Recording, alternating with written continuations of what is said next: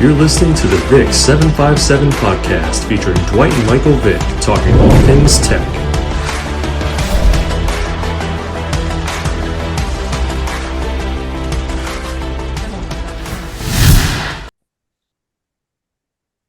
What's going on, everyone? We're back for another episode of the VICK757 Show, talking all things Virginia Tech, Hokies. I'm your host, all conference, offensive lineman Dwight Vick, alongside with me, my co-host, my young cuz, the iconic Heisman finalist, Philadelphia and Atlanta Falcons, iconic quarterback Mike Vick's in the building. All that.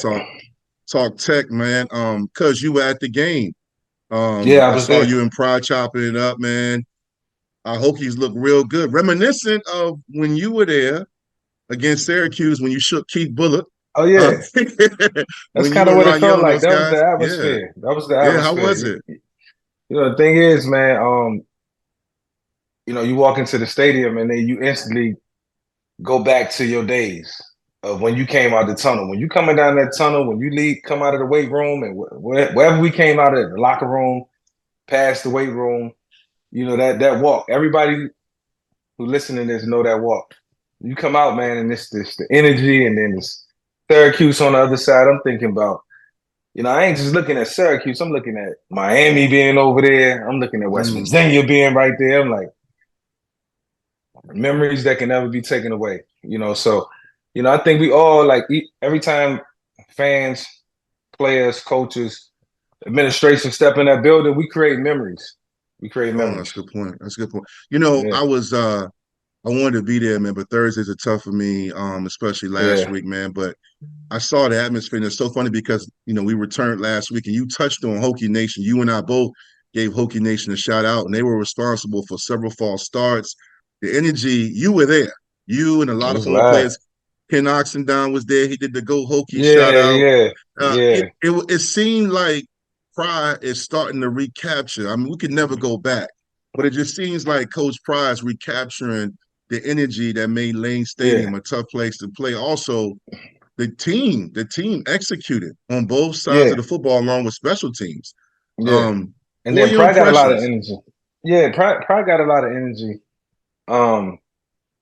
You know, I think, you know, coaches are different. Some coaches got big energy. Some coaches don't have to.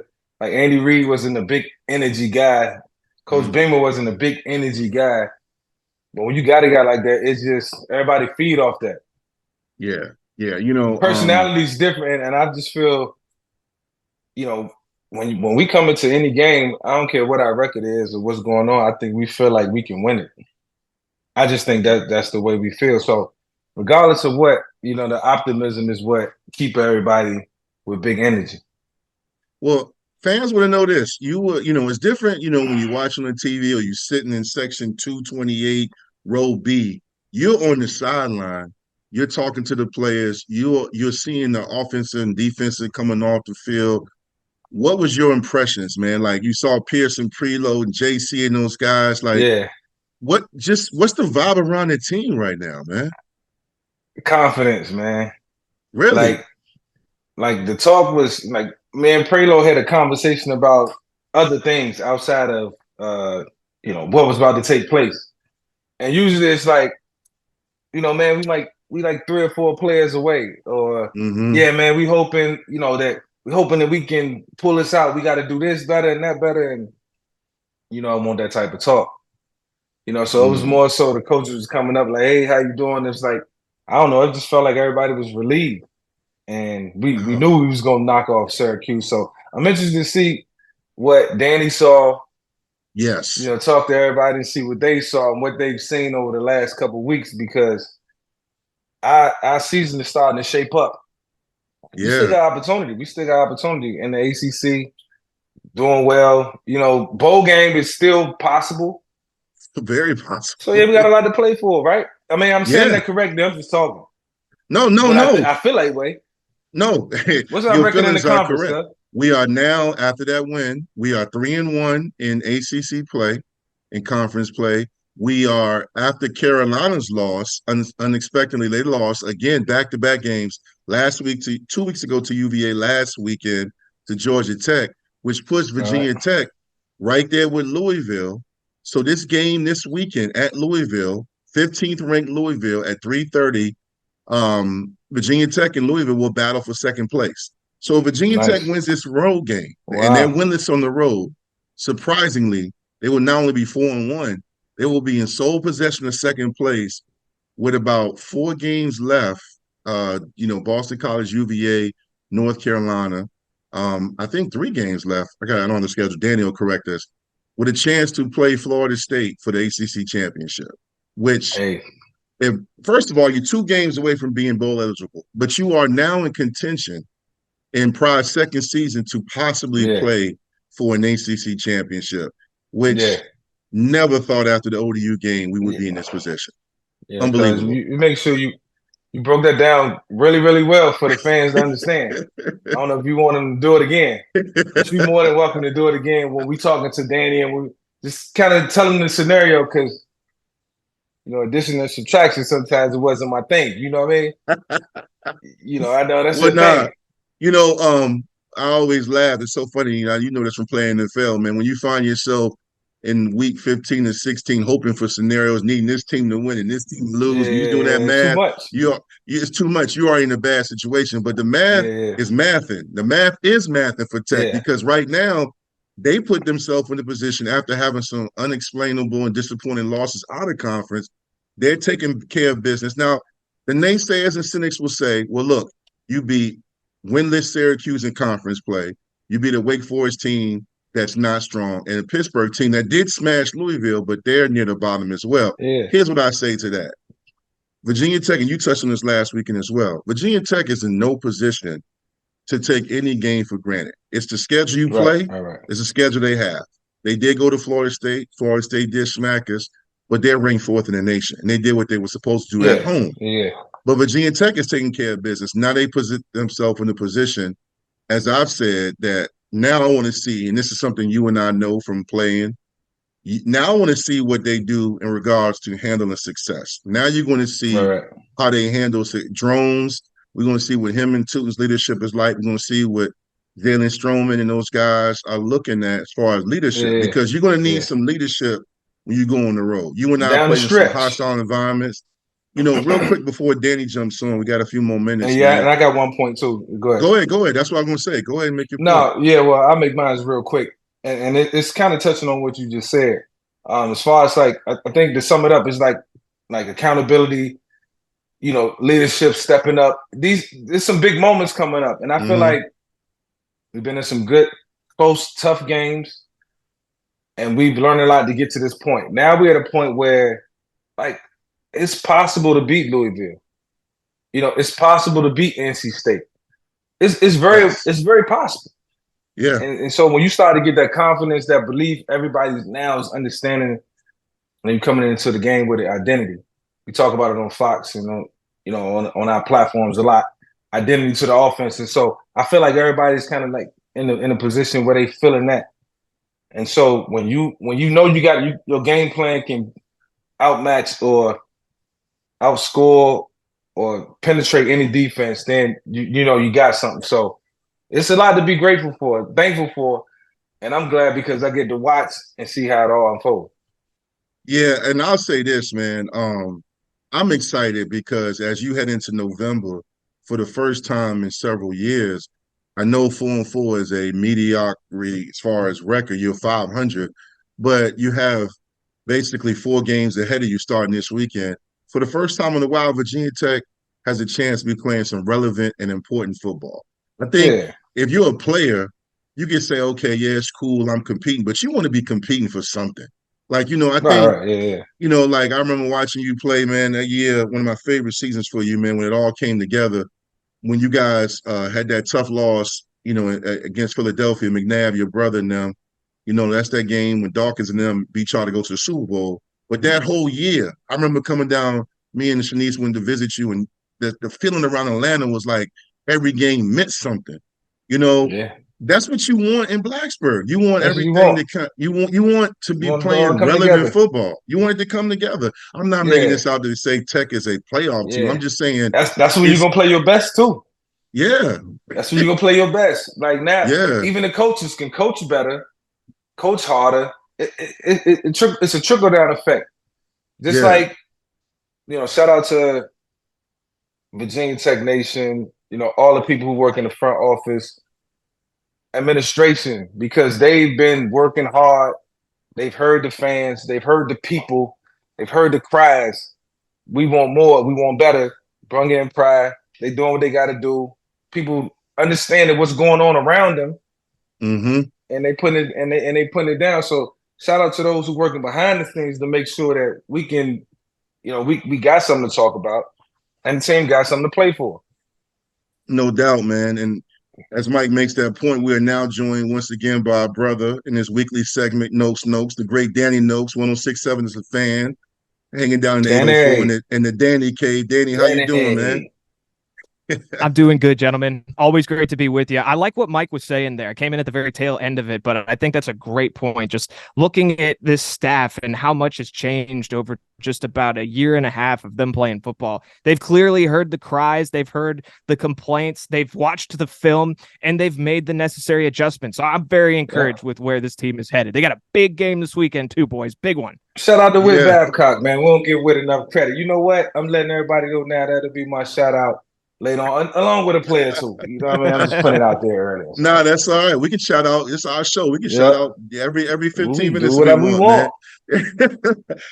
Danny, when you and I normally text during the game or right after, I didn't get a chance to, man. I think I was kind of just overwhelmed with how great the offense is. Look, when you look at Tyler Bowen, and I know Virginia Tech historically has been the lunch pail defense. It's always been about defense and special teams. But in these home games recently, minus the Florida State game, Virginia Tech is running halfback toss passes. They're running fake punts against Wake Forest, double reverse passes. Tyler Bowen is emptying. Well, I won't say that because I don't want to get canceled. But he basically is just opening up the playbook and throwing everything out there, man. What are your impressions, man, when you look at the offense last weekend on Thursday night, man? I should say. What were your impressions? Well, there's a lot of great things to take away from the way this offense is playing right now, right? And I actually think the conversation for the last couple of weeks has started with Kyron Drones, and we got to continue to give him his flowers because goodness gracious, he has been a stud, especially at Lane Stadium where he's 3-0 as a starter and has yet to turn the football over. So that is impressive by itself. But I think that it's, this has been a different offense since Kyron Drones has been entrenched as the starter. They're walking around with a little bit more swagger. There's a little bit more confidence. There's a little bit more urgency. There's just a little bit more of, it feels like everybody's pulling in the same direction. And we didn't necessarily have that feel for the first several weeks of the season and really for the first probably 8 games of last season, before they really started to turn it around. And I think they were a better football team at the end of 2022 than they were at the start, just like they're headed in that same direction right now. And so you're exactly right, though, Dwight. They are opening up the playbook, and it's making things a lot more exciting. I think that also speaks to the confidence that Tyler Bowen has in Kyron Drones to lead this offense, as well as some of the other guys that they're starting to move the ball around to. DeQuan Felton, I mean, that guy had himself one heck of a football game last Thursday. And the more that that's right. And the more he plays, Mike, the better he has been. And it just, without Ollie Jennings, who looked so good against ODU and for the brief period that we saw him after that, losing him seemed like it was going to be such a tremendous loss. And it has been, but they have had guys step up in his place. And it has that old feel of Virginia Tech football, next man up mentality, do not be denied. And, there's really a lot of different things that we could highlight about the way this team played last week, because there was a lot of good. Hey, you know what make a big difference, fellas? I mean, imagine a defensive lineman who's, doing his thing and making plays and getting stops, and, the defense who working really, really, because the defense progressed faster than the offense. Let's just be real. So, imagine them in the locker room now. They see Drones and they like, man, with Drones, we got a chance. Now all we got to do is do our job. Yep. The receivers see Drone making plays, giving his all, and they like, I'm just using the quarterback as an example because everybody look at the quarterback. Everybody watch the quarterback. in totality. So watching him do his thing, making plays, giving it his all, you bring a lot of people with you. And so, that quarterback position, man, when you got a guy who's playing well, it really, really helps out the entire team because now everybody got a little confidence that even on defense, we just give them the ball back. We might get scored, get up. Everybody trying to get up. Yeah. You know what I mean? So that's the way it's supposed to be. I'll just say this, Mike, to that point, what you're saying, I agree with. And what that means is nobody knows better than the kids in the locker room, the players. I won't call these guys kids, but these young men, because I recall when you came on the scene and, back in drill, they call 7-on-7 now pass scale. And I'm over there as a red shirt senior, Danny. And I'm with this is like doing individuals. Well, the lineman, the offensive lineman over here, D lineman over there with Coach Wiles. Everybody's broke up except the receivers and DBs and the quarterbacks. And Mike is a youngin'. Mike is in there. And this is when we had a great quarterback in Al Clark. Al Clark was getting a break, and Al goes in there. And Mike goes in there, he drops back, and he's just like the commercial, the Powerade commercial. He's now, mind you, everybody, this is, back when Beamer would make you do up down for looking at the wrong play. Everybody stopped and was like, yo, your cuz is going to be the truth, right? And it was one of those things where Al was an amazing quarterback and showed Mike a lot, but you knew once Mike got the keys to the tech vehicle, it was going to be a different story. Same thing with Tyrod. Same thing with other quarterbacks. You kind of know this is not a shot at Grant Wells, but Danny, you talk about drones giving the offense a new look. What do you think about the defense, though? I know Syracuse offensively didn't look great, but I feel like Virginia Tech didn't make them look great. It's not like Syracuse is favored to win the ACC, but Virginia Tech's defense, they were on their neck from jump. It was 22-0 at one time. What were your thoughts about how well the defense executed? Well, Mike made another point a couple of minutes ago too that rang out in my head that I thought was spot on, and it's that the defense should be ahead of where the offense is at right now, and I think that's because Brent Pry is a defensive head. Well, he is a defensive head coach, never been a head coach before, but obviously his tutelage is as a defensive coordinator, so it makes sense that they're a little bit further along on that side of the ball. Now, the thing that I would say about the defense and where I'm impressed is that at pretty much every level right now, they're having guys make plays. And that is probably the most encouraging thing, right? They outgained Syracuse 528 to 138 total yardage, and they held them to 0 yards rushing. That's the fewest by any Virginia Tech team. It's going back to 2012 against Florida State. 0 yards rushing. That's hard to do. Wow. Even against teams that you're a lot better than, it's hard to hold a team to 0 yards rushing. And it's because they dominated the line of scrimmage from the outset, just like Brent Pry talked about they had the reporter go up to him right before kickoff. He said, they asked him, what does Virginia Tech need to do to win this game today? He said, we need a fast start. And that's going to be the case coming out against Louisville as well. But they started fast. They started fast on offense and on defense. The pressure was on immediately. Our guy APR leads the ACC in sacks right now. But on the interior, Josh Fuga, Norrell Pollard, they made life a living hell for Syracuse on Thursday night, just a few days ago. So, Danny, go ahead. And our defensive line leads the ACC in sacks. Yes, the team as a whole. And by the way, 15 sacks in the last two games is the most in a 2-game span for Virginia Tech since 1999, Mike. Oh, secondary. Since who? Wow. Since who? 99. And we about to have some guys from that 99 defense on the show in a second. Yep. So and look, you know what that says? First of all, again, we're not prisoners of the moment, as Mike's colleague Skip Bayless always says. Prisoners of the moment. But I will say this. I'll say this. At the end of the day, though, when you start scratching, the surface of a team like the 99 defense that was David Pugh, Chad Beasley, Carl Bradley, Nate Williams, Engelberger, Corey Moore. You talking about a special front seven. That includes Jamel Smith and Mike Hawks, Corey Bird. Again, those were special players. But I think that's the thing that makes my heart feel good is that when you start emulating and creating a culture that's supposed to be in place in Blacksburg, that's what it's supposed to be like. Danny, when you look at the Louisville game, I never thought when we were talking, we did the Victory Life Legacy podcast, and I jumped on 1067 DC, your show, and you were asking about Tech, and I was like, we had that one win against ODU, and I never thought we would be looking at the fact that North Carolina has stumbled. Miami almost lost to UVA. They have not looked great. They've fallen. Clemson is in disarray. They're missing Trevor Lawrence. So at the end of the day, Louisville, Virginia Tech, this Saturday at Louisville, 3:30. It's for second place, sole possession. That's right.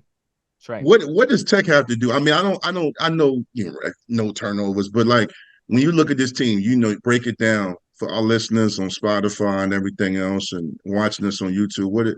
What is your thoughts on this matchup? And I don't know much about Louisville except they're ranked 15.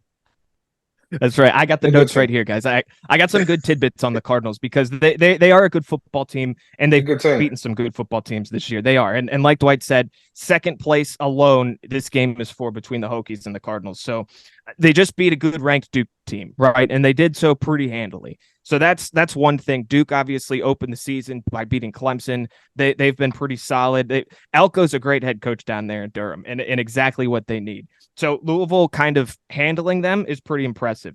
Now, they've got it. Their offense is really predicated around three guys, a big trio: their quarterback, their running back, and their wide receiver.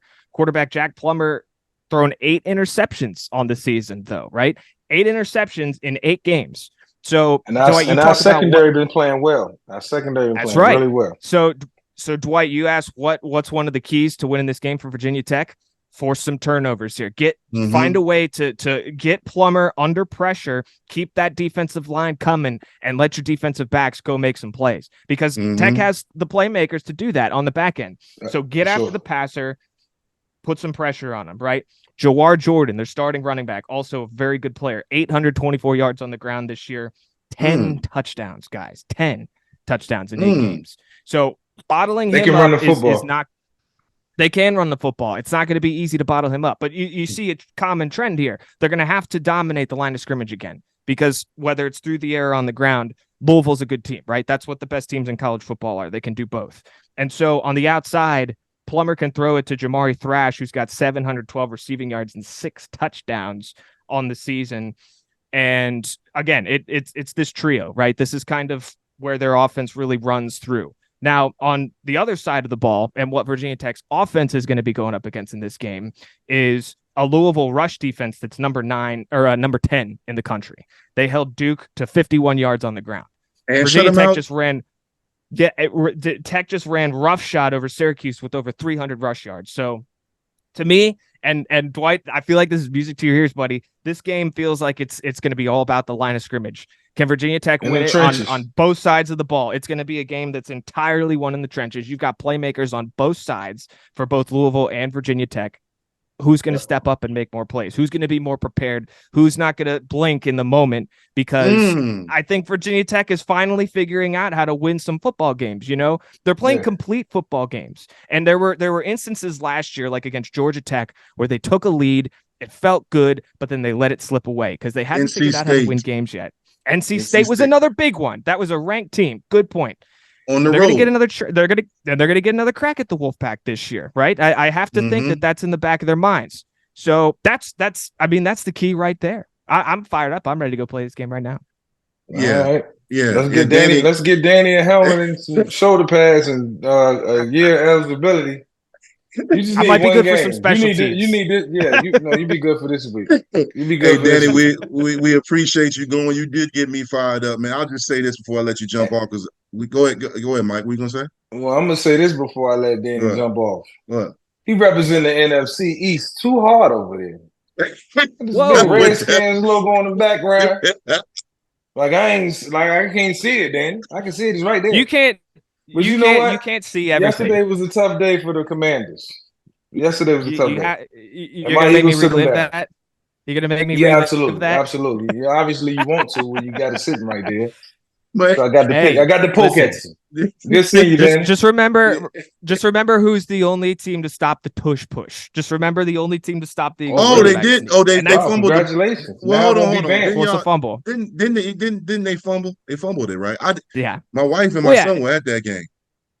And they were at that game, okay. Man. I'm sure amongst all those Eagles fans. Well, they were like two rows. They saw my man, what's his Brown, AJ Brown, one-handed catch. My son came home and was like, yo, he might be the best receiver in the league.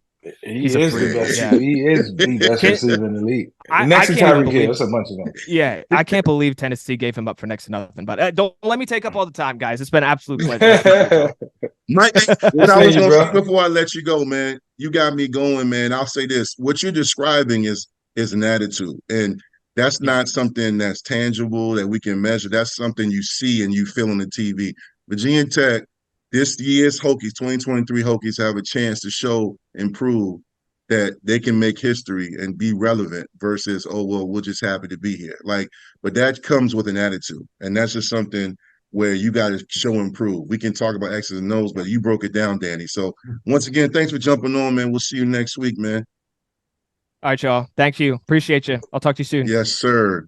That is Danny Nokes joining us, man. And Mike giving him a hard time with the Commanders. He set himself up for that one. He ain't had it in the background last week. Yeah. And he gonna do that after a loss. That's bad timing, Danny. Danny, listen, I've known Danny for a long time. Danny is a proud hometown guy. Nats, I like Caps. That.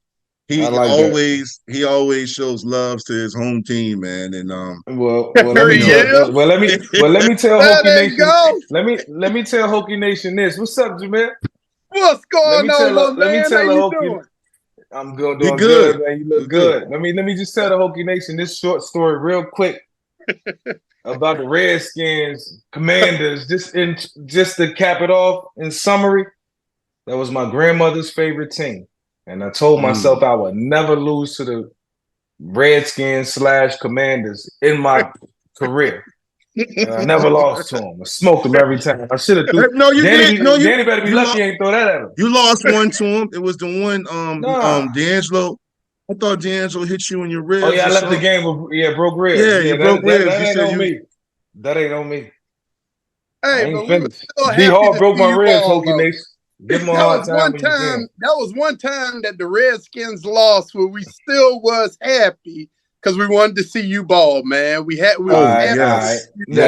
love. That's love, man. What's up, Jamel? Good to see you, man.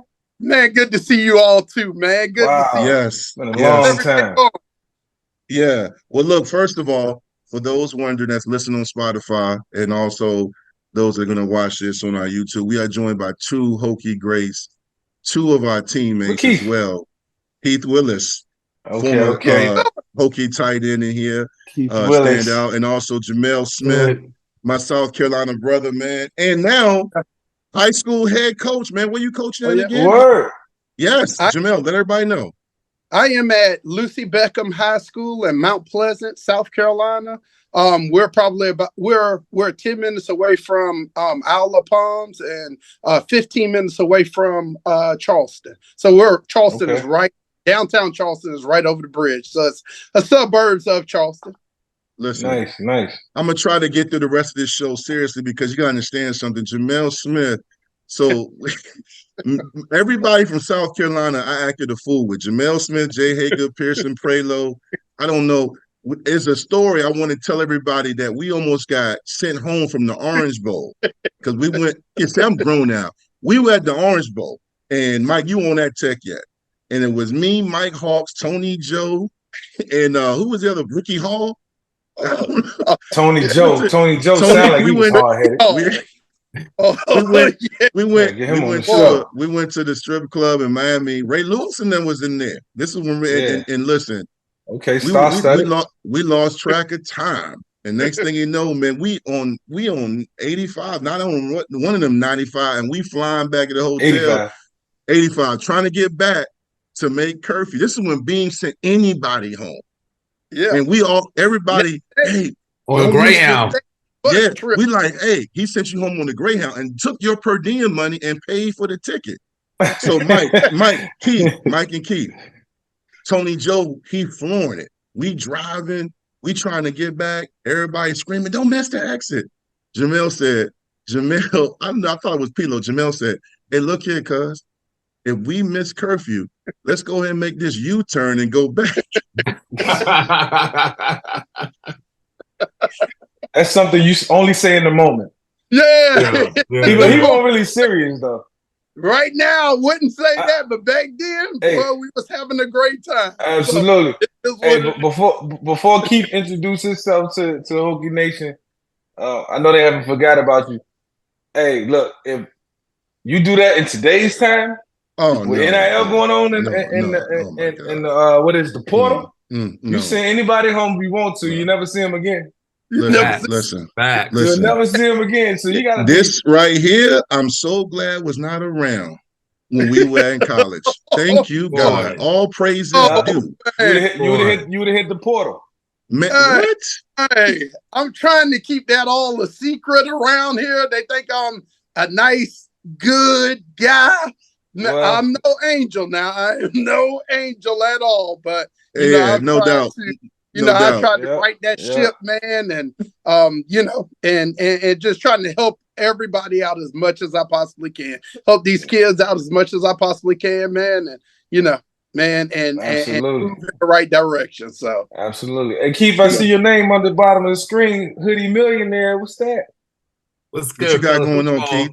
Man, it's good to see everybody, man. I don't take these times for granted, man. You know, people fall on every single day. So Jamel, I haven't seen you since you left school, brother. So he's one of them guys that got me right going against you every day as a linebacker, bro. So it's good to see you doing great things in South Carolina, man.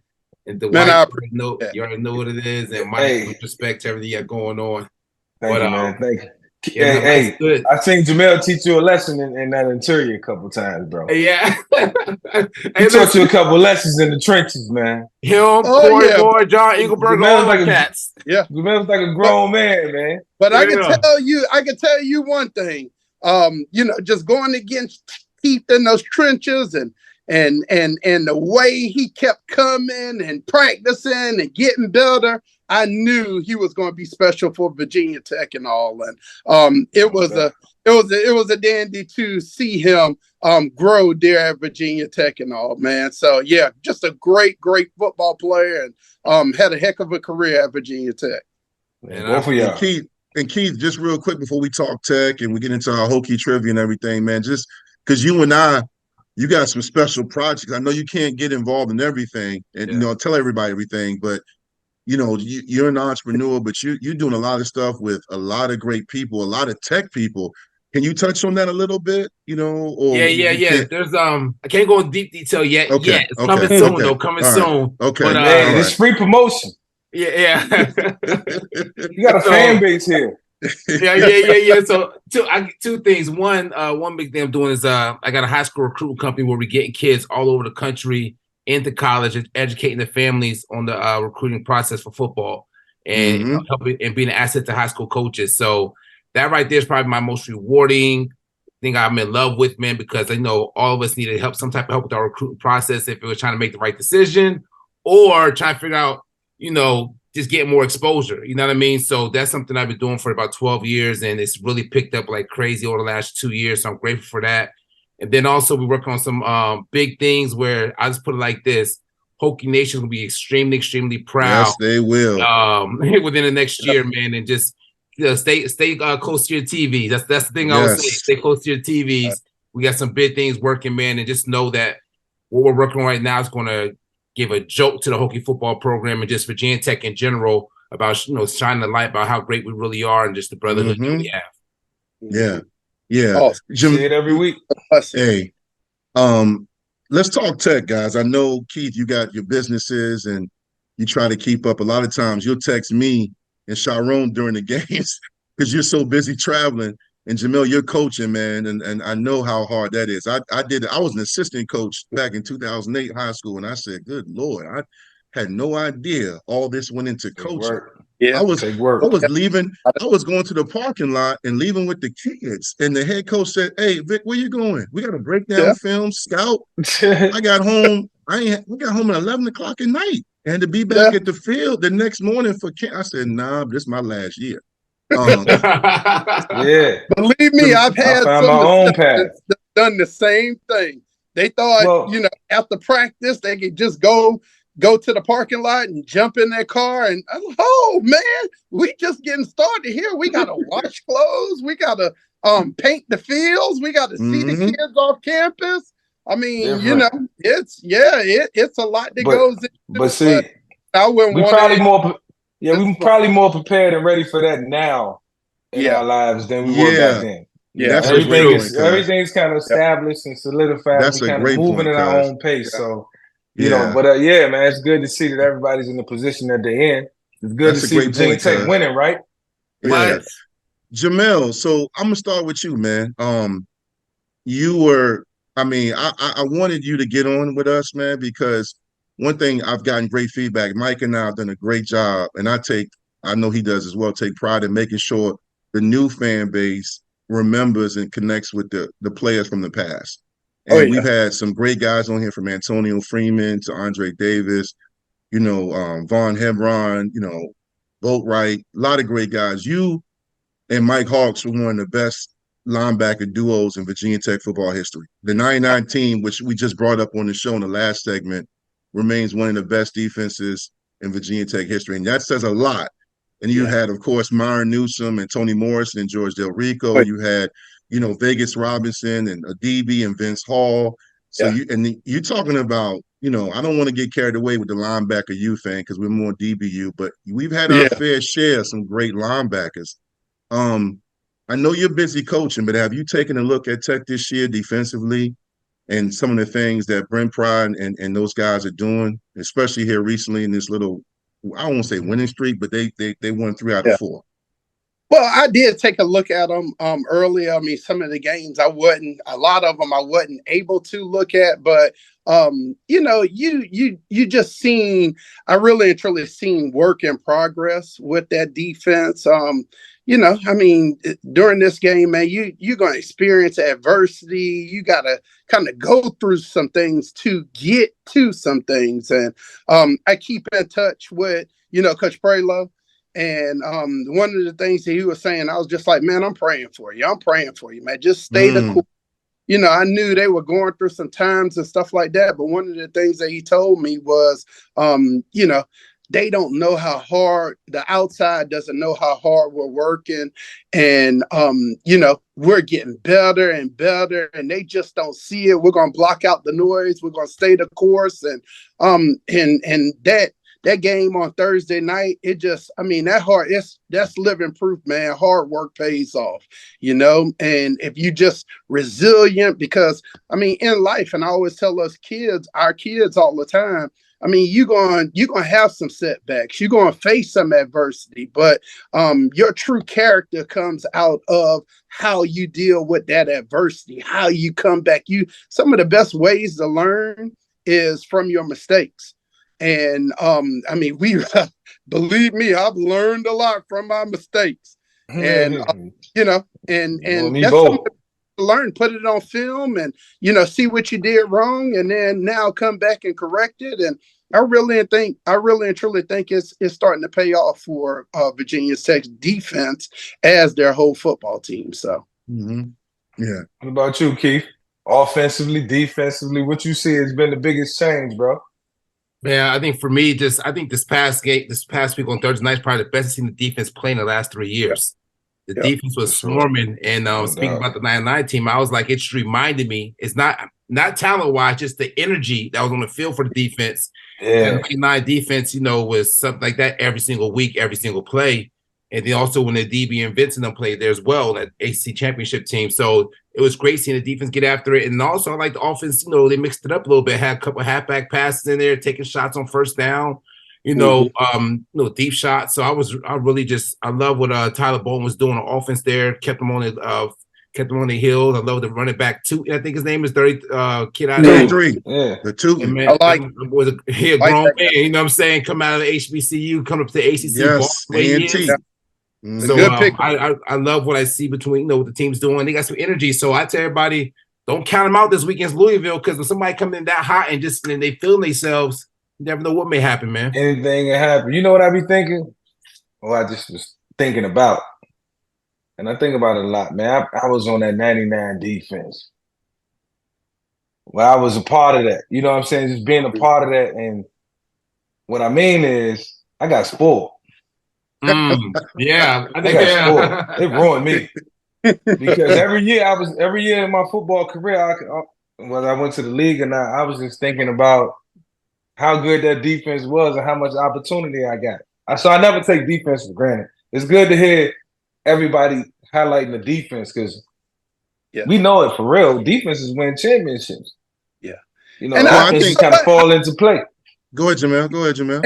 And I can say this right here, man. I mean, you know, he's going off of what Mike said, but on the opposite end, man, I mean, we were so used to, I mean, especially don't get me wrong now, I'm not trying to put anybody down, but, you know, 97, 98, we were so used to playing, Dwight, but we were so used to playing great defense and special teams and, you know, and man, just battling and not having no offense and trying to give our offense. Jamel, you know, Mike, let me tell you something. You ain't saying nothing. Listen, Jamel, I'm about to take. I was waiting for Dwight to help. No, you're right. I'm gonna tell you something you probably don't remember. We at Syracuse. We up 21. This after Jared Ferguson ran 79 yards with one shoe on. Yeah. McNabb and them can't do nothing. But we keep going 3 and out, or we get a first down, and then we sputter. Jamel gets a stop. This is a true story. Jamel comes to the sideline, rips off his helmet, and looks at me and the whole offense while we getting ready to get the punt return. He said, "Offense, please help us." We got Donovan McNabb on the other side. So no. You're not lying because 97 and 98 especially, we were, 9-3, and 3 of those losses we had double digits leads. And I think what it showed, because in fairness, Al got hurt, and then you went with Dave Meyer, he got hurt, and we're on the road playing Boston College with Nick Sorensen as the emergency quarterback. We won 17-0, but so much was on the defense, and then literally when Mike, Sharon, Andre Kendrick and company, and Dre Davis and Ricky Hall, it was the perfect storm. Bob Soskowski, Brown, and Wynn. But just to take it a step further, Jamel and Keith, I think and I know this with JC and Pry and Pearson and those guys, offense and defensively, when you have depth and you have competition, going against you guys, Jamel, all the time, especially back in the day when you could go full pads more often. When we went against y'all, and then before you got there, Jamel, I was going against JC, Cornell Brown, Haight Coleman, Waverly Jackson, Kerwin Harrison. You talking about going against Law Lou and Jeff Holland, the 95 defense. So after they graduate, what's my reward? Corey Moore and Engelberger and you and Mike. So it never really let up. But when I got to the game, it was not so much easy, but I was like, I done seen some of the best in the country in practice. And I think that's what Pry's trying to do. So the better the offense is, the better the defense is going to make the offense and vice versa. And I think we were playing some of our best football at the end of 98. When we went to that Music City Bowl, it was just, I remember that. After that UVA game, it was just like, man, we are not going to lose no more. We refuse to lose to anybody. And and it turned out well, but like that next year, because we are so used to playing defense and special teams, and hey, we got to get our offense set up in great field position, and and get them in field position to score. When Mike came aboard, man, it was just like, because I tell those guys that everybody asks me all the time, what was it like to go against him in practice? But I always tell everybody, they used to have, Mike, they always had a yellow jersey on. Get to hit him, like, and sometimes, trust me, you ain't want to. I ain't gonna hurt my man. We need him. And sometimes he come around the corner, I'm like, oh Lord, is he gonna do me like he did Keith Bullock in this game? Twice with the name Keith Bullock. And Morgan, oh Lord, I'm getting Keith, that's my boy. And sometimes I'm up in practice like, man, please, Mike, don't break my ankles today. Please don't break my ankles. But, I mean, just to have him come in and that offense just take off. And, I mean, we playing defense. And, I mean, it was just fun to play great defense. You wanted to go 3 and out and get them the ball back and watch them work. I mean, Chiron Stiff running tough as he did. And you got Andre Davis who could run past anybody, and then Ricky Hall with, possessions. And then if that didn't work, then Mike getting out the gates and everybody like, oh my God. I mean, man, it was just like a breath of fresh air, man. So we talked their blessing. So we talked about it earlier. Like the comparison, the defense now, just playing great, and then Calvin Drones coming in and doing his thing. Now the defense is like, they know all we need is a little offense, and we get a little more rest on the sideline, a couple more third down conversions. The defense fresh. Yeah, that's why the defense come with that energy. They fresh. Keith, you were going to say something? Yeah, definitely. I was a redshirt. I redshirted that year, went to the Natty, right? And there's 2 things I took from that. I remember you talking about the depth we had. I remember I came in high school, All-American, everything, and I remember my first middle drill in practice, and I was going against Corey Moore and John Engelberger, and I remember I happily took my red shirt after that practice. I was like, I ain't built for this blocking power yet, but after that, you had the Chris Cyrus and Darius Monroe's and Nathaniel Deebe's and Jim Davis's, and for the next 5 years, I told everybody I never had a day off in practice because of who I was blocking every day. But it made the Saturdays that much easier. And then we got to the league.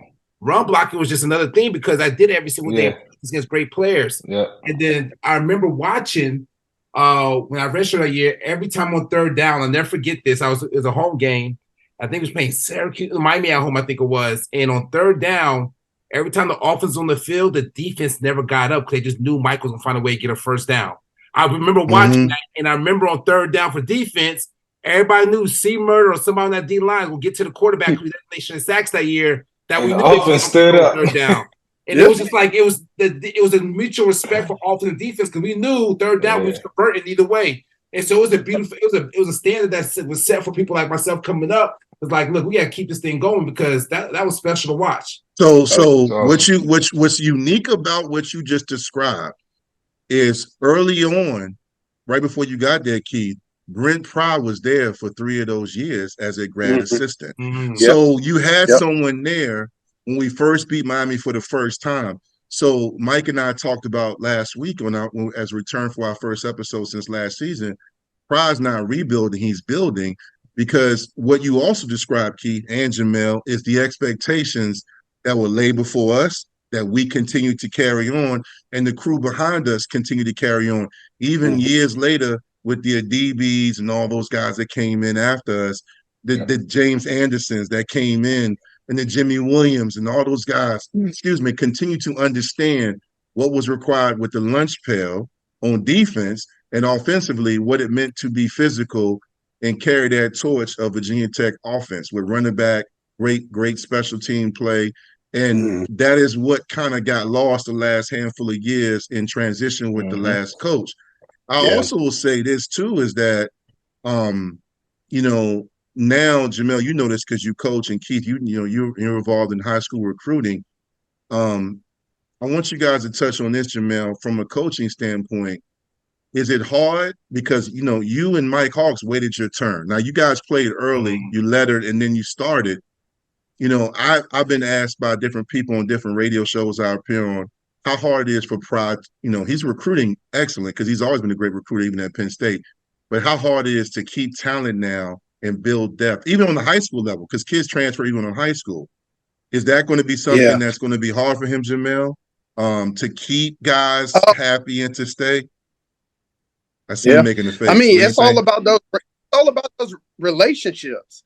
I mean, those relationships that you build with those players, being able to get them to trust you. But, I mean, you have it where, I mean, golly, it's hard to balance because, some kids, they come in and they're rated 3-star and 4-star and they expect to play. And, you kind of got to balance that with, them. But it kind of takes away now how it was for us, like building the program, like, those guys having to go through something. Cause I always tell those guys all the time, man, I think red shirting was the best thing for me. It allowed me to be able to get used to the speed of the game on the college level. It got me one-on-one time with the coaches in the springtime. It got me to learn the playbook. Everything just didn't come fast and go like that. So, I mean, I really and truly believe in red shirting, but with the portal now, I mean, it's either going to open season or you're out of there. So, I mean, that's hard to balance. And I mean, especially with these NILs and just stuff like that, money here and money there. I mean, good gracious, man, it is and it's very tough on it's tough on coaches these days, because I mean, I've talked to several recruiters that have come through here, and they're just like, man, they have it now where the recruits are like, man, well, how much money are y'all going to give me? Well, how much money? Well, these Tennessee, or I don't mean to say names, but this other school is going to pay me some good money. And if you don't have, it's legal. It's legal. Yeah, it is legal. You ain't saying that wrong. Legal. You ain't saying that wrong. Yeah. So now, this was 20 years ago. Yeah, that's tough. Keith, that's tough. Keith, you going through it too, right? Because you work with high school. I mean, to Jamel's point, do you agree? Absolutely, it's tough because I just had a conversation earlier, man, and we got some schools after a particular kid, and it's all of a sudden became a bidding war, and the parents like, can you help us with this? And it's foreign to me. I'm like, if you go something for money, you're doing, right? Huh? That's what you're doing, right? That's part of your business, correct? Yeah, it is. But the thing is, though, it's just still problem. I'm like you're trying to create a bidding war, but at the same time, it's like if it costs you money to get there, the right price will take you out of there as well. So there's so it's like everybody can be bought at this point, and so it's gonna be hard for coaches to build a program that's with a lot of depth. And if you don't play right away, like you said, they jump in the transfer portal. When we came through, transferring wasn't easy, what I mean, because there's no portal, and the 2 v left, it's out a year, or transfer down a level. So by that point, it's like just pay your dues, but that's what helped with the weight room program, the unity we had, just being in Blacksburg, we built 3-4 levels deep, and next thing you know, championships came. I think if you handle that part correctly, internally as the staff, you develop the relationship with them kids, and you're doing the same things as everybody else is doing, being competitive, NIL, all that. You keep them kids at bay. We got an amazing campus. We got a lot going on. And to your point, Michael, you can survive. We got to support the NIL too. A lot of alumni, but I was saying, support that NIL. That's what I'm saying. We got the infrastructure, so it shouldn't be hard to keep guys. I'm just kind of just put myself in the coach's seat. You develop that relationship, and at some point, that's got to have some type of validity. Like it's got at some point the relationship. Like you can't just be all about the money. Like every school, if you just leaving and collecting the check, then so be it. But I expect us to have a relationship that's beyond money. Like we should be able to provide that and keep you here and teach you how to go make more money. Yeah. Yeah. Well, to your point, Mike, right there. To your point, Pride's doing that because the guy he replaced when he was there the last 3 or 4 years, guys were jumping in the transfer portal like it was Hotel Rwanda.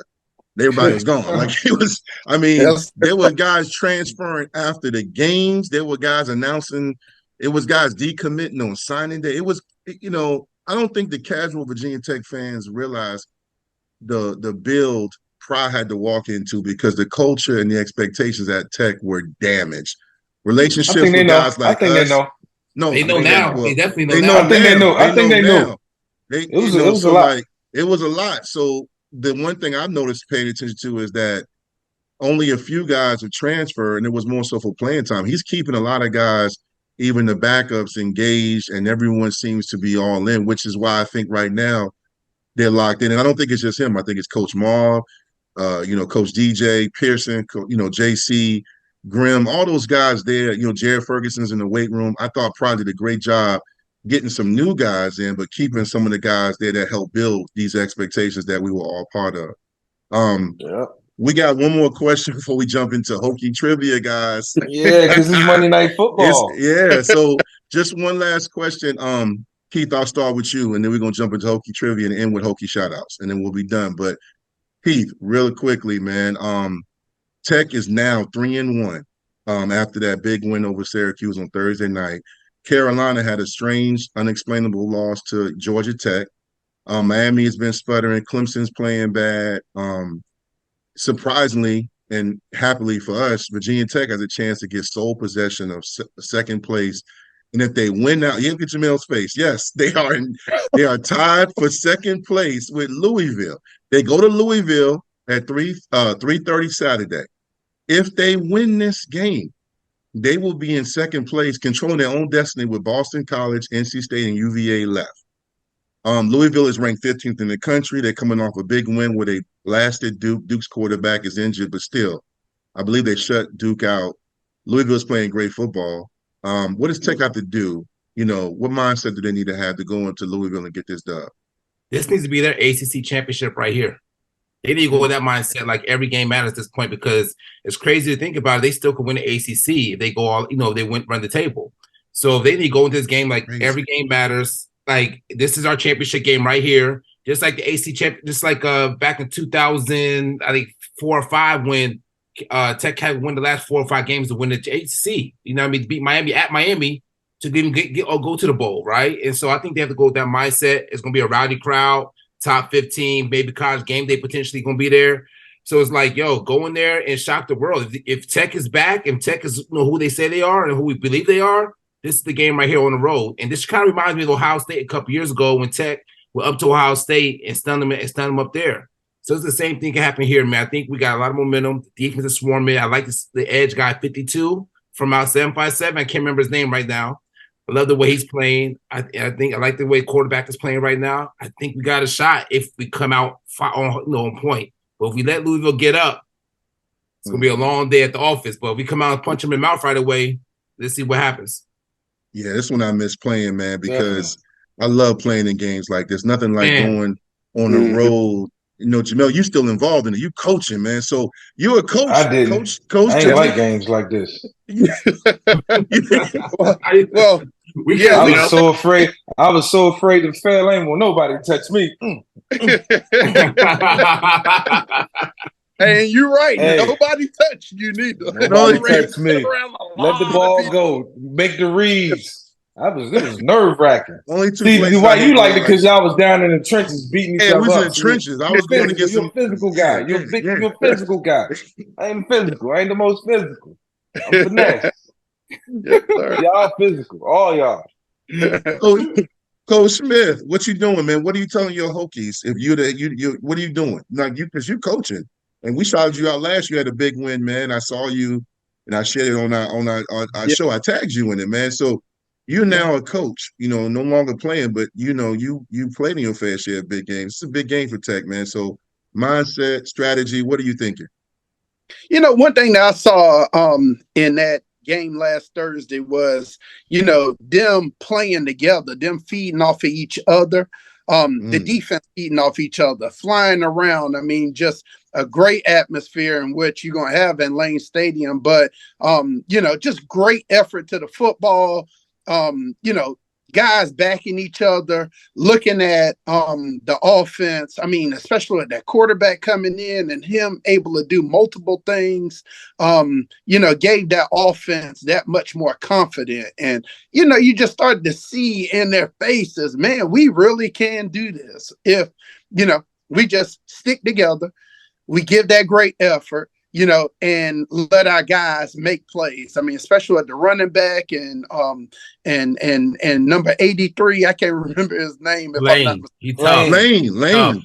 I mean, those guys, man, and just seeing, man, my teammate is doing this, and I think they were just feeding off of each other, and you can kind of see them getting better and better as the game progressed. And I mean, I think that's why they jumped out to that big lead. It was just, I mean, they were playing together. And they were hungry and humble and just hungry to win, and I think if they do the same thing this week right here, if they bring that same type energy, if they feed off of each other, they play together, they have an opportunity. So yeah, I like that. And real quick before we do this Hokie trivia, I waited for the show. Mike, I don't know if you remember the shout out to Coach Buster. He gave us this. The links, do you remember absolutely. the links? You strong as your weakest link, man. Yeah. And that together thing really does matter. And whether you're done playing with your family, your wife and kids, or your immediate family, your mom and dad, that unity you talk about, Jamel, when you do something together, you can be so powerful, man. Yeah. When you and your team, it's such a blessing that you can just be united, man. It's just powerful. And you know how powerful it is? This brotherhood we share. We all play together at one time together. Keith was there when I came back and I was coaching, and I got him and Ernest right.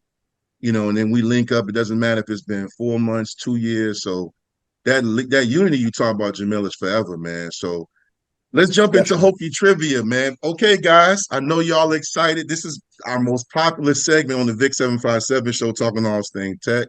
We got 4 questions. We've never had anybody get 4 out of 4. Oh, wow. We've had a few guys that's gotten 3 out of 4. No cheating. So you don't. Let me see your hands. No phones. No whatever. Right. This is our first one of season 3. All right, here we go. So I'm gonna start with you first, Keith. Jamel, then go to Mike. First question, and this is for you, Keith, and then Jamel, you get asked the same question, and then Mike. All right. Okay. Which of the following Virginia Tech quarterbacks has thrown for 500 plus yards in a game? Is it A, Josh Jackson, B, Don Strock, C, Logan Thomas, D, Maurice Gesaizo? Mm. 500 plus yards. What's first quarter? I'll say Josh Jackson, Don Strock, Logan Thomas, or Gesaizo, Maurice. I'll say Jackson. Josh Jackson. All right, Keith, you're saying Josh Jackson. Jamel, who do you got? Josh Jackson, Don Strock, Logan Thomas, or Maurice Gesaizo? Man, I'm going out on the edge. I think Don Strock. Okay. All right. You going John Strock? All right, Jamel. All right. Final answer, right? I'm going with bro. Yep. Okay. No Who you Gesaizo.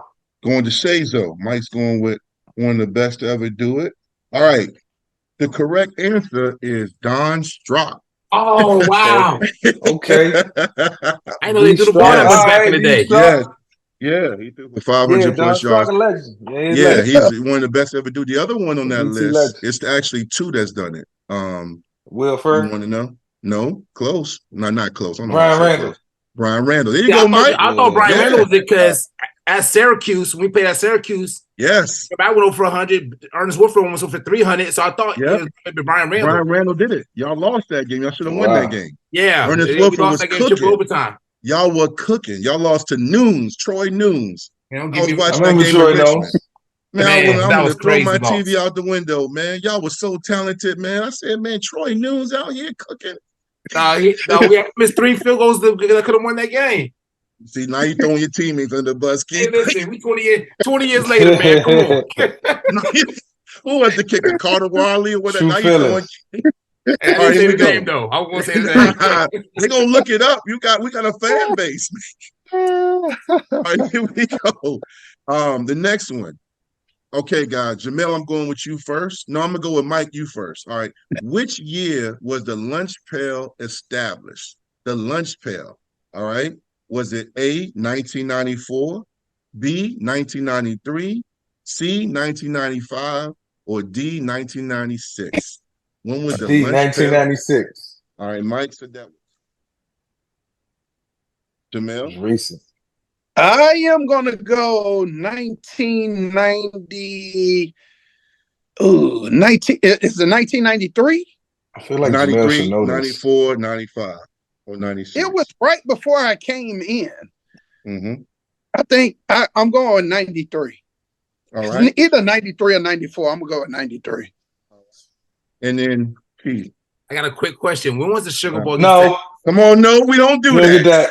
We don't do. You trying to be like Aaron Rodgers? Oh, man. All right, we'll go 94. Don't get too technical. 94. 94. So the correct answer is actually 1995. It's the Sugar Bowl year. That's when it started. 95. Jamel, you were there. You were there. I felt like Jamel should have knew that.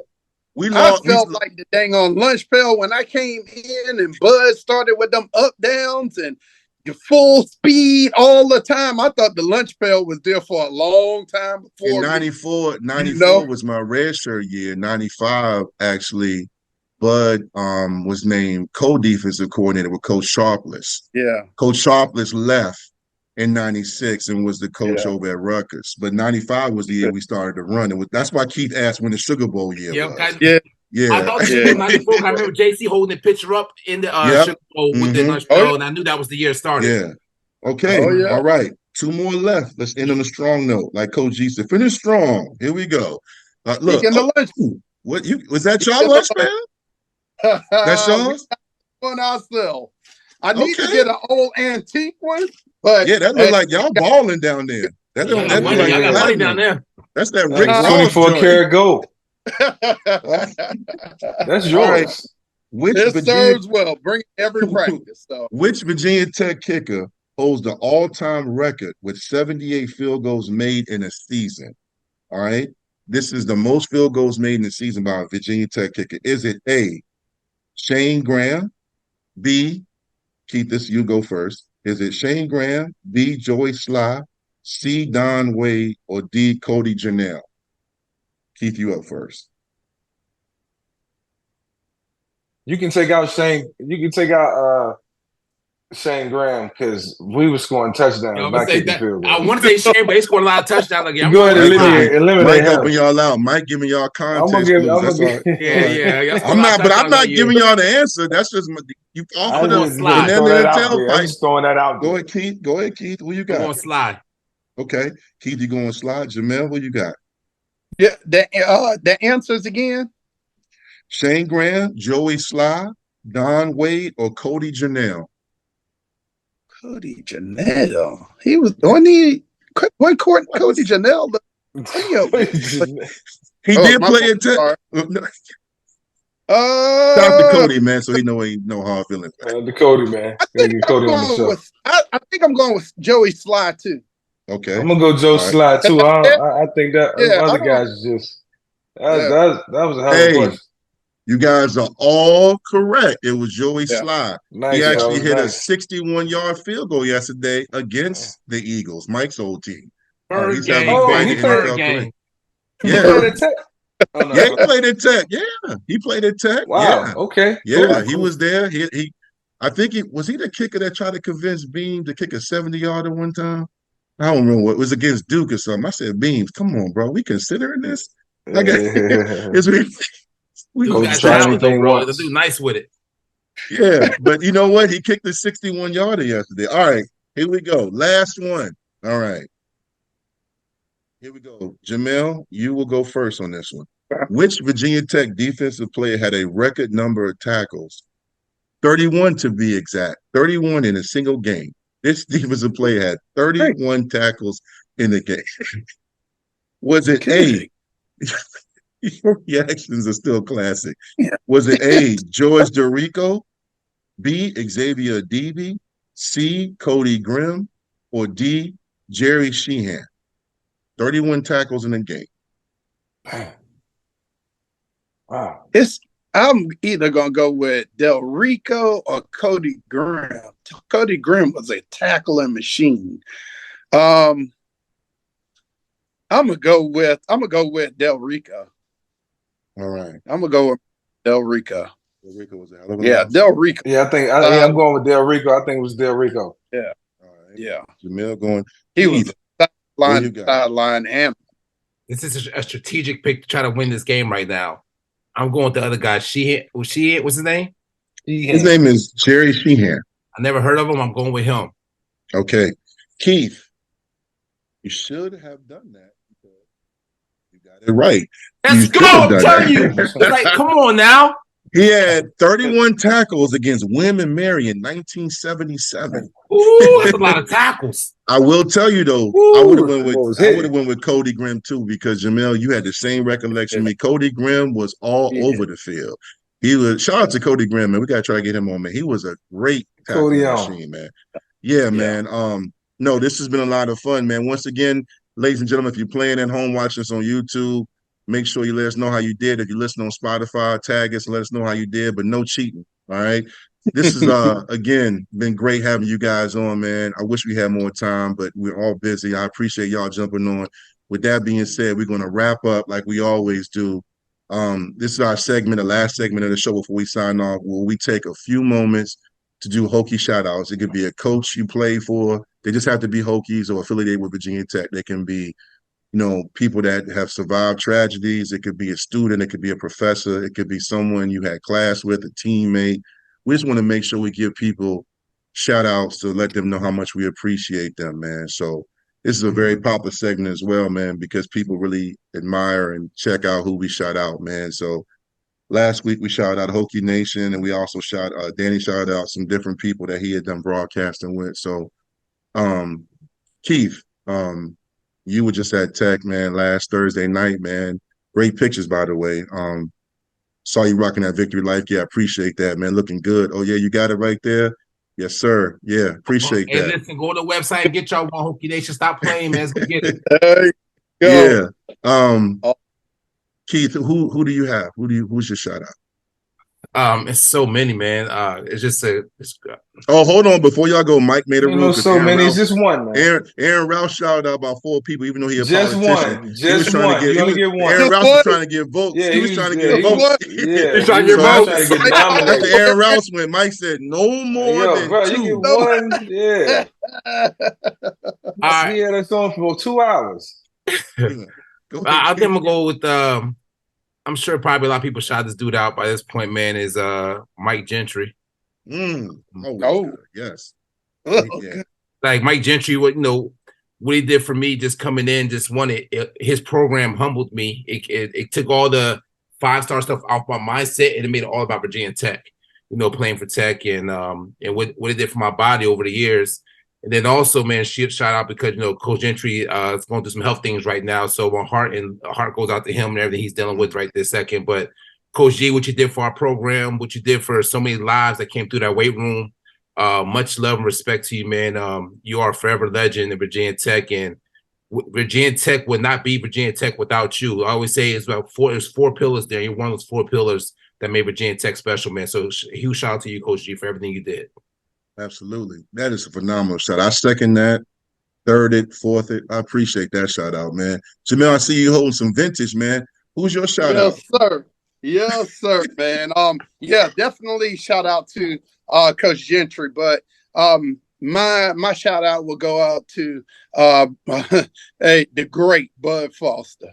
I remember when I first came in, we came in with, it was just the freshmen. We came in before all of the upperclassmen came in, and he was always preaching about going full speed all the time, and it's always one speed, and that's full speed. And man, when I first came in, I was just like, man, it's full speed, man. It's going to take me a nice little rep off here and there.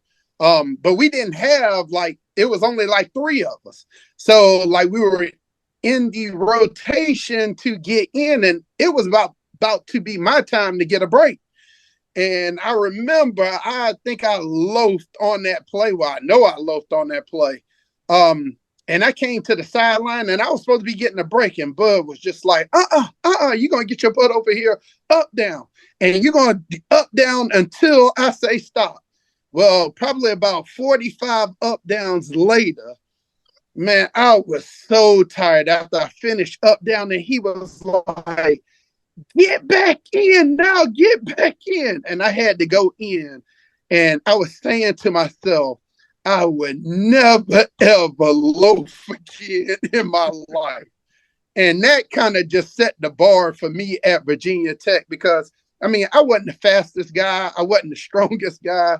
But just the effort and just going full speed all the time. And just trying to work as hard as you possibly can, it really and truly paid off for me.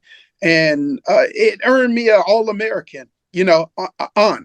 And it wasn't because of my athletic ability or just, I ain't the smartest tool in the shed, but it was because of just pure, just effort and, never taking plays off. And that's what I'm just trying to set here at Lucy Beckham High School is, we always go, it's always one speed and that's full speed. And with that, you always give yourself a chance.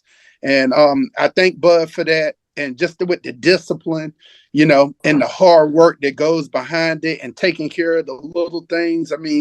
That'll stick with me for a lifetime. So shout outs to Bud Foster. No, those are two great shout outs. And matter of fact, Jamel, before Mike goes, you were not only an All-American, but weren't you, I can't pronounce the guy's name, but you were a national finalist, Nowinski, or the Linebacker of the Year award in college football. The Buckets Award. You were a finalist, right? What you say, Nowinski? I can't. I can't. I don't know. Nagurski. I don't know. Nagurski. I'm from Newport News, man. I can't pronounce it. Man. That's like last year when you were clowning me. I'm trying to think of who that is. Yeah, like who is I don't know what it was. Yeah, Nagurski. Not Lewinsky. Not Lewinsky. We don't talk about that on this show. Not Nagurski, but what was it? The Bronco Nagurski. Which one was it? Buckets. Yeah, he was a finalist. You was teammate. Wow, that's like a lot of y'all. A lot of y'all were finalists. You were a Heisman finalist. Jamel was a finalist for one of the best linebackers in the country. Corey Moore. He won it. Maybe I'm thinking about Corey Moore's award, Keith. Thank you for saving me. Maybe I'm thinking about that. Bro. All right, appreciate you. Teammates. Speaking of championship games, I want to shout out Jared Ferguson because for years people think Jared is one of the hardest workers hardest working guys and teammates. You think about one of the best teammates that I've ever had, a guy who just went about his business every day, believed in himself, didn't get the ball a lot, never complained. He blocked. When he did get the ball, he always made a big play. Yeah. Still at Virginia Tech now, assistant strength and conditioning coach, and been a part of that Virginia Tech family for forever, and he'll always be a part of that Virginia Tech family. Can't do no wrong in my eyes, and to clear it up, if you go watch the 99 National Championship game, I went the wrong way, not Jared. A lot of people think Jared went the wrong way, but it was me. And I was mentally fatigued. The game had wore on me. I was still a young 19-year-old freshman, redshirt freshman, and made a critical mistake in the game, probably the biggest game of my life. But I only made that one mistake, but that one mistake can cost you. And, shout out to Jared because he took the blame for that for years. And I rode along with it, but I always told people it was me. But you can't tell people that when, But, yeah, man, it was great times, great memories. Shout out to Jared. Man, that's a great shout out, too, man. And I'll put a bone in, man. I just want to shout out my guy, man, one of my many big brothers at Tech. He's still coaching, and that's J.C. Price. J.C. Price, man, people don't realize it, but he was an interim coach after Coach Fuente was terminated, and we were sitting 2 games below 500 with a road game against Miami on the horizon. We lost that game, but we fought that game, made it real close at the end, and then we ended the season with a couple of wins, one of them at UVA when guys were banged up, man, and that's the notorious scene with him smoking a cigar, and he said, "This is home," with tears in his eyes, man, and he got us to a bowl game that year. And then, Pride retained him. But it's crazy how God works things out because, Coach Brent Pride was a grad assistant, coaching, learning his way around with JC as one of his players. And then JC is now on his staff, and they're getting Tech right back again. And, all of us redshirted, and we all agreed it was the right thing. Keith and Mike, I laugh because, I remember calling back home. This is back when you had the landlines in the dorm. I'm in Cochran, man, and temperatures on 90 degrees, and Ty Washington over there looking at me, and I'm looking at him. And I said, "Cuz, I'm about to take this strong red shirt." And I called my dad because I had already gone against JC, Cornell, and Hank and those boys. And JC was putting spin moves on me like I had 2 left feet. And I came out of high school 4th in the nation. And JC taught me how to play the game the right way. And I never saw anybody play harder than that, man. And we played with some great players. And you can see right now he has Virginia Tech in the right position defensively as far as the line is concerned. They lead the ACC in sacks. So think about that. You know, that's JC. I know Coach Marv is defensive coordinator, but JC's getting those guys right, man. And that guy loves Tech like we do. So thank you guys for jumping on, man. We appreciate y'all, man. Hokie Nation, this weekend, if you're going to Louisville, be safe, man. Don't party too hard, but if we win, y'all can party as hard as you want. Drive slave, drink responsibly. And like we say every episode, man, go Hokies. Go Hokies, man. Much love.